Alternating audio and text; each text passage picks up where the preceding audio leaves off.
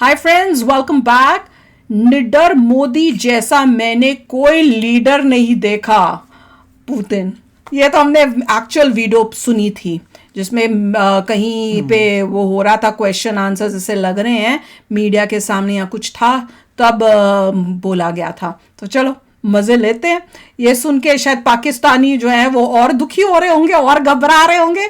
उनको बोलेंगे हम लोग, उनका वो कौन है, इमरान खान, तो बोलता है ना, आपने घबराना नहीं है। यहां से मेरी तरफ से हमेशा उनको ये वीडियो में मैं बोलूंगी, आपने घबराना जरूर है, घबराना है, घबराना पड़ेगा, देखते जाओ तुम। तो चलो वीडियो शुरू करते हैं। वीडियो शुरू करने से पहले अगर आप चैनल पर नए हो और आपने अभी तक सब्सक्राइब नहीं किया तो जल्दी से पहले सब्सक्राइब के बटन और बेल आइकन को क्लिक कर लो ताकि आपको हमारे सारी न्यू वीडियोस की नोटिफिकेशन मिल जाए जैसे हम अपलोड करें। अगर आपको वीडियो पसंद आता है प्लीज लाइक एंड शेयर। चलिए शुरू करते हैं। भारत के वजीर आजम नरेंद्र मोदी साहब को एक और दुनिया के बड़े लीडर ने सल्यूट कर दिया है और वो है प्रेसिडेंट पुतिन साहब।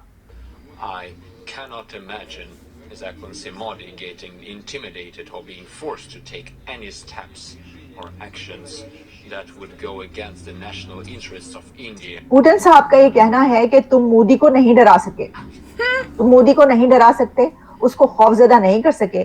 और मोदी एक ग्लोबल स्केल का लीडर है, दुनिया का बड़ा लीडर है और उन्होंने सल्यूट किया है। And the main guarantor for that is the policy led by Prime Minister Modi.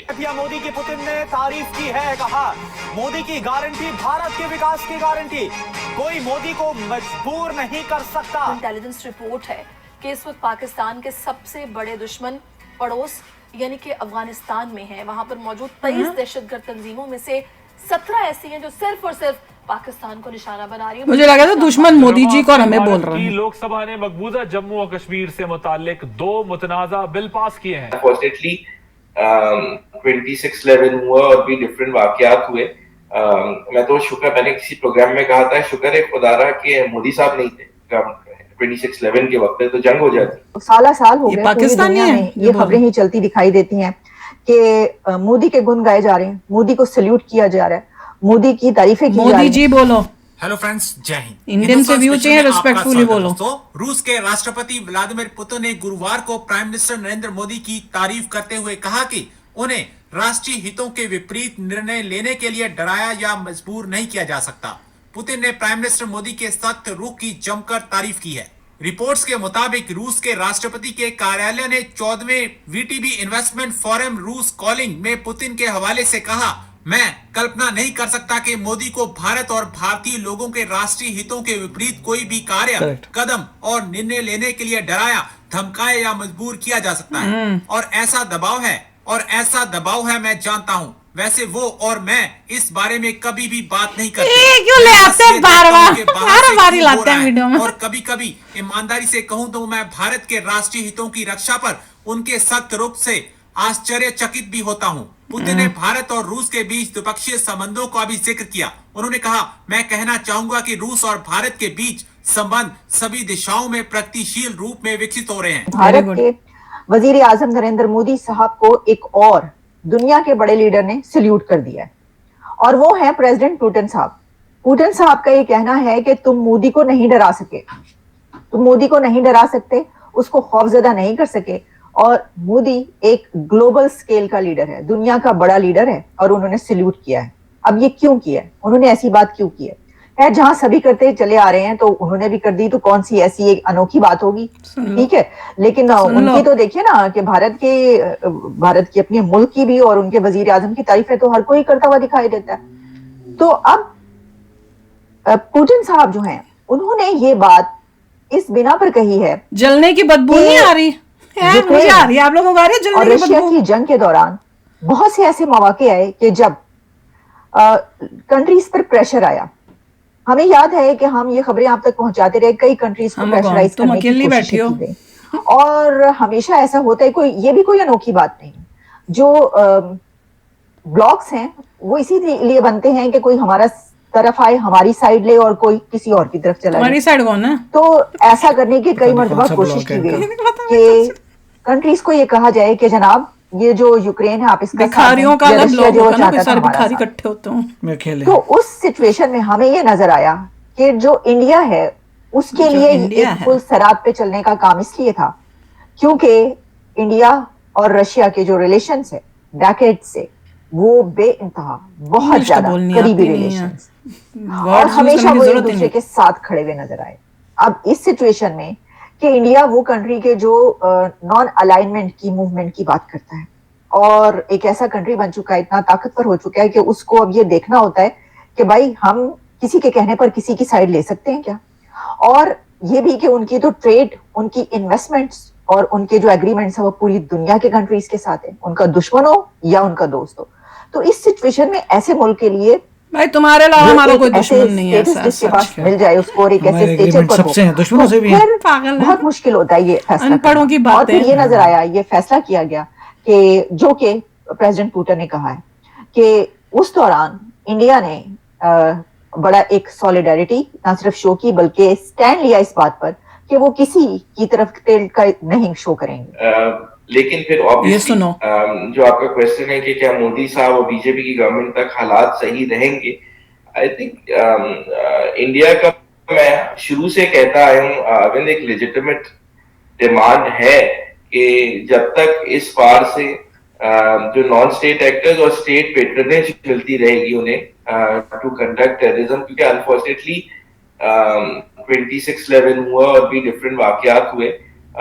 मैं तो शुक्र, मैंने किसी प्रोग्राम में कहा था, शुक्र है खुदारा कि मोदी साहब नहीं थे 26/11 के वक्त, तो ये जंग हो जाती। पाकिस्तानी है क्या?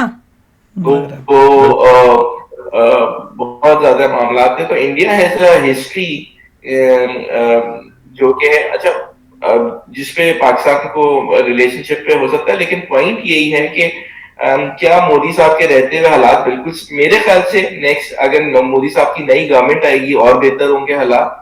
पाकिस्तानी गवर्नमेंट, क्योंकि अभी इंटरिम गवर्नमेंट है, अभी की बात कर लेते, उसके पास ऑल्दो इतना मैंडेट नहीं है, लेकिन जो भी नई गवर्नमेंट नवाज शरीफ की लगता है कि आएगी, अच्छा। तो एक बहुत अच्छे रिलेशनशिप बनने जा रहे हैं। नहीं बनेंगे। इंडिया की तरफ से जो मामलात हैं वो India, I personally no wants to talk, but it's Pakistani Personally wants to talk, leadership हाँ, India in personally after what is happened in Kashmir, और भी कुछ मामलात की वजह से वो they backed out right now, but people to people contact India ने रोके में, but Pakistan and India right now talking अभी भी। मैं आपको एक ब्रेकिंग ये सही है आपकी बात की, बातचीत जो है दोनों हुकूमतों के दरमियान कभी भी नहीं रुकी। मेरा सवाल ये है कि बीजेपी और खुसूसन प्राइम मिनिस्टर मोदी को लेके पाकिस्तान में इतनी नेगेटिविटी क्यों है? गुजरात राइट्स मेरे ख्याल से उसी से एक ड्रैकुला बना दिया गया मोदी साहब को, और हमें ये समझने की, बट पॉइंट यही है ना कि मैं तो ये कहता हूँ कि यार क्या अगर मोदी की गवर्नमेंट होते हुए लेट सपोज कुछ मामलात वहां खराब हुए, तो मुसलमान ने मुसलमान को पाकिस्तान में कितना मारा। तो हमें मसला ये है कि हमें इंट्रोस्पेक्शन करनी पड़ेगी एज ए सोसाइटी, और हमें देखना पड़ेगा कि दोनों पाकिस्तान किसी से नफरत की बजाय, actually media is so bad in both countries जो प्रोजेक्शन की। तो मोदी साहब का एक ट्रैक रिकॉर्ड जब आए तो था, बट मोदी साहब केम टू पाकिस्तान, चीजें चेंज होती जा रही थी, लेकिन जब से ये इमरान खान और ये राइट विंग और कुछ हमारे ये भी लोगों ने यहाँ पे केम मोदी टू साहब को पाकिस्तान किया, तो बोल रहा है मामला ना। पीछे की तरफ गए ना कि आगे होने की तरफ से। मोदी साहब इज स्टिल एक्सेप्टेबल, बट मैं आपको बताऊं after what has happened, right wing जो था इमरान खान का ग्रुप और ये जो लड़के जो हैं, जब से मिलिट्री एस्टेब्लिशमेंट के, ये तो बंदा पाकिस्तान का है, और इसका अपना प्रोपेगेंडा क्या हो रहा है कि क्योंकि इनका देश तो डूब रहा है ना, तो अभी इनकी चाल क्या चल रही है कि भैया मोदी जी भी टॉक कर रहे हैं, अभी भी टॉक्स चल रही हैं, हम तुमसे टॉक करेंगे डूबती हुई कंट्री, दुश्मन कंट्री से। ये कहना है कि भैया जब मोदी जी आ जाएंगे अब नेक्स्ट इलेक्शन के बाद, और वहां से इनका कौन है, नवाज शरीफ आएगा, तो रिलेशनशिप, मोदी जी कोई रिलेशनशिप ठीक नहीं करनी है, पीओके देते हैं तो रिलेशनशिप ठीक करो, नहीं तो हमें बात नहीं करनी। मैं सच्ची बता रही हूं, अगर मोदी जी ने किया ना रिलेशनशिप ठीक, तो मेरा तो दिल टूट जाना है। कोई बातचीत नहीं, कोई कुछ नहीं, हमें पीओके चाहिए, फिर आगे बात होगी। मतलब अब इतना हो गया है कि पाकिस्तान वालों को पता चल गया कि नवाज शरीफ ही आएगा। हाँ, उनको वहां से पता है, और ये वही गेम खेल रहे हैं। इनकी चाल ये है कि नवाज शरीफ जब आएगा तो हम ये दिखाएंगे कि वो तो अच्छे रिलेशनशिप्स करना चाहते हैं इंडिया से, ताकि इनका फायदा हो जाए पाकिस्तान। शहबाज शरीफ था कुछ समय के लिए, नवाज शरीफ दूर था, हाँ। अब उसने थोड़ा संभाला, अपने भाई को वापस लेके आ रहा है, हाँ। और वापस जो तेरी गद्दी थी वही ले ले वो तू भैया, ले ले। ऐसा लग रहा है। और पहले जो उन्होंने बैक स्टेप किया था नवाज शरीफ जब थे, तो अब दोबारा तो इंडिया वो सब नहीं करेगा। कि नहीं हम भैया, तुम्हारे हमें को नहीं करना। शादी वादी अटेंड करने में जा रहे हो, तुम पीछे से वो सब कर रहे हो, इन्होंने किया था।